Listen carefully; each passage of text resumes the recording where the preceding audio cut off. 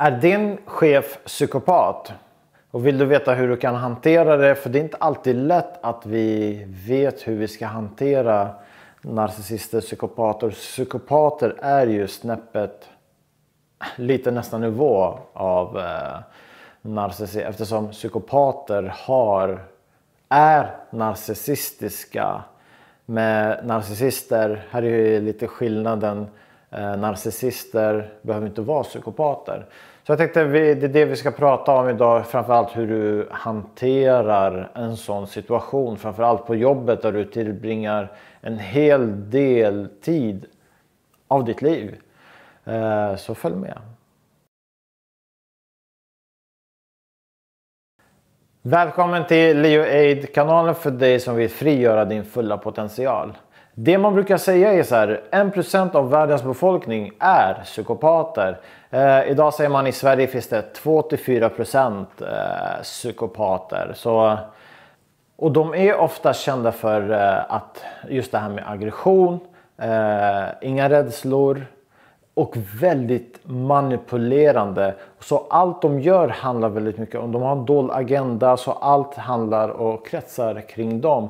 Och som jag nämnde tidigare, psykopater är ju narcissister. För om jag ska hårdedra de här två så är det så här.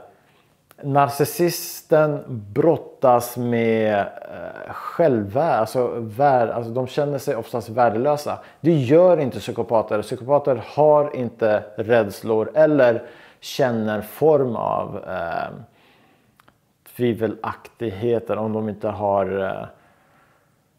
en mindre variant av psykopati. Så det är egentligen två stora skillnader på. Vill du veta mer om narcissister så finns det fler videos om det. Så idag tänkte jag vi fokuserar bara på psykopater. Framförallt hur du ska hantera det. Som sagt,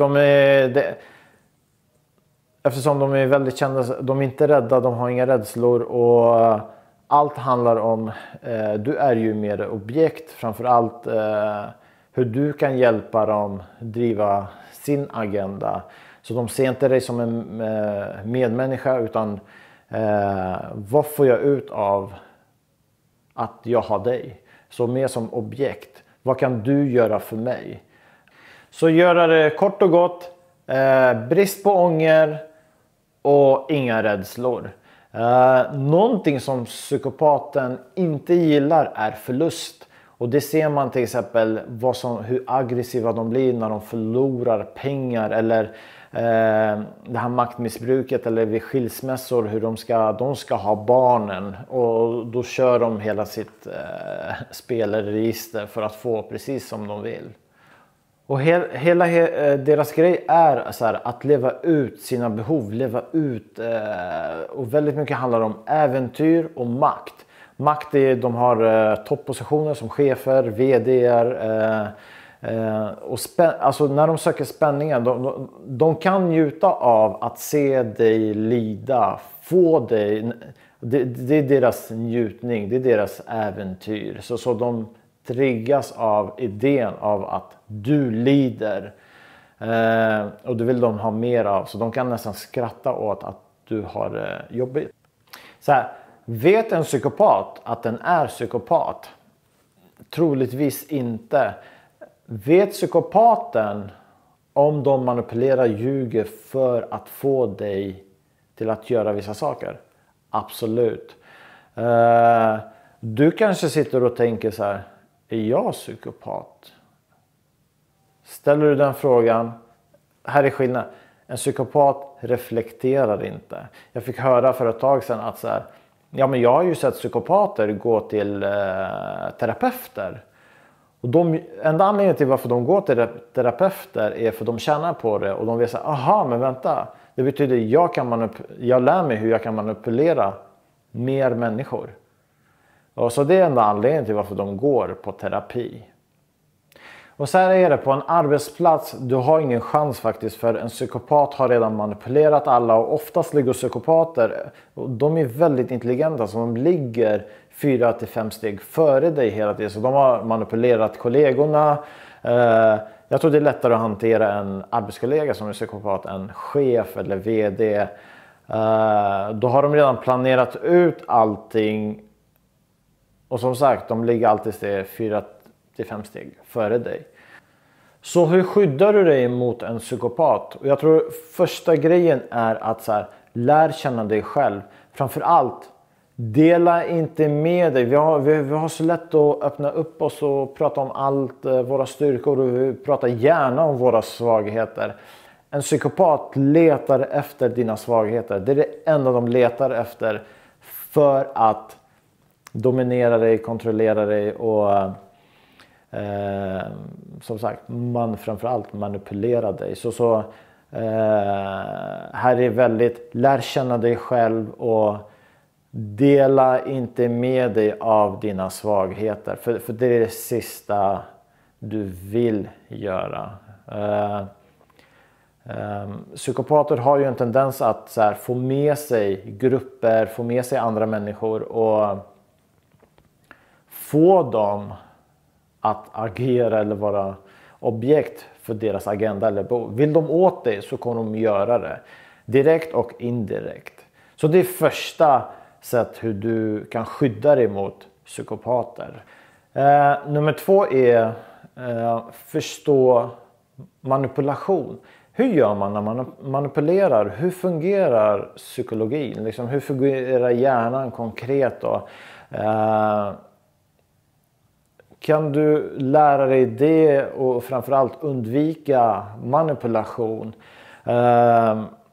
För det blir lättare att manipulera dig om jag kommer och hjälper dig med vissa saker. Hjälper dig med bilen eller köper presenter till dig. För omedvetet så kommer du känna skuld om du inte kan ställa upp eller göra det jag vill av dig om ett halvt år. Eller vad jag nu hittar på. Så lär dig teknikerna, och kan du dem så kan du också förutspå när de kommer. Nummer 3, här är någonting jag har använt det.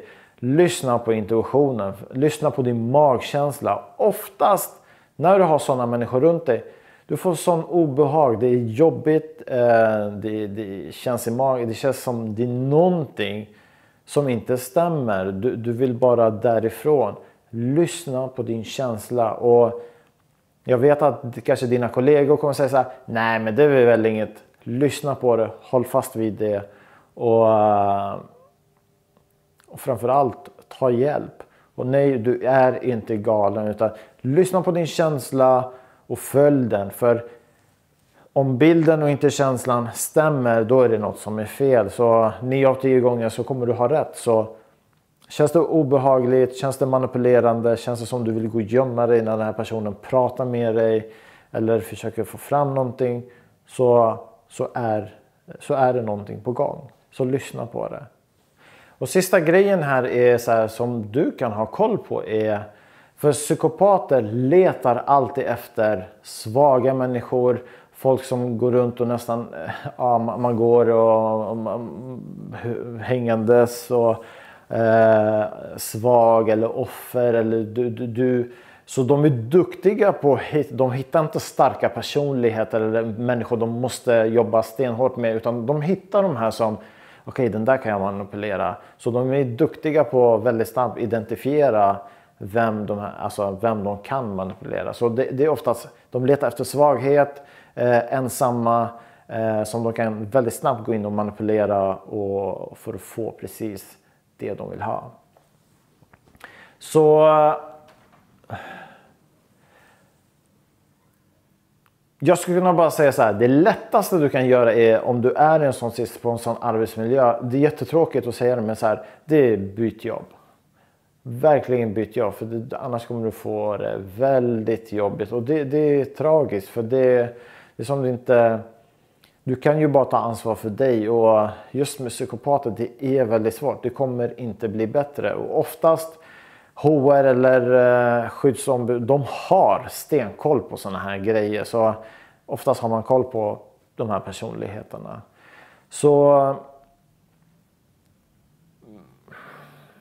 men för att hur du kan gå tillväga och få den hjälpen innan du slutar så att det underlättas för dig. Så du inte sitter där med 45 dagar och inte får betalt. Som sagt, prata med HR eller din skyddsombud eller facket. Och du kan styrka det här med intyg från psykolog eller liksom någon form som med profession bakom.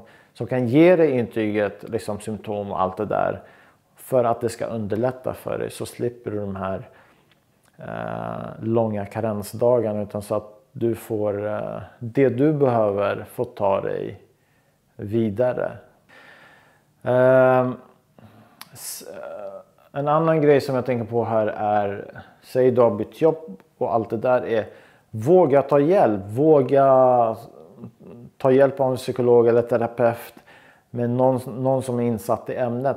Så för det som händer eller det du blir utsatt för, det kommer ta tid för dig att läka det, ta dig förbi det och att du förstår hur nedbruten du har blivit. Så våga ta hjälp från någon professionell, som sagt, psykolog eller så du kan komma vidare. För oftast kommer du möta dina känslor när du har lämnat sådana här saker bakom dig. Då triggas allt det här. Så det är min rekommendation. Så förutom de här tipsen så det finns en hel del att läsa på nätet också. Och som sagt, du är inte ensam. Våga ta hjälp så att du kommer förbi alla de här motstånd eller liksom de här jobbiga känslorna som du kommer behöva ta tag i och bearbeta. Och det finns säkert många fler tips. Hur har du råkat ut för psykopater? Och vilka symptom har de visat? Vad har du råkat ut för? Dela med dig gärna. Och återigen det här med, det är lite skillnad på psykopater och narcissister. Och vill du veta mer om narcissister så kommer jag dela med en video här nere. Så att du får förstå också vilka typiska drag narcissister har. Och som sagt, psykopater har ju narcissistiska drag. Så att du känner igen dem. Och det nämnde jag tidigare, det är lite skillnad på de två. Har du frågor eller så, det är bara att höra av dig, mejla. Så kom ihåg att prenumerera, så hörs vi. Hej!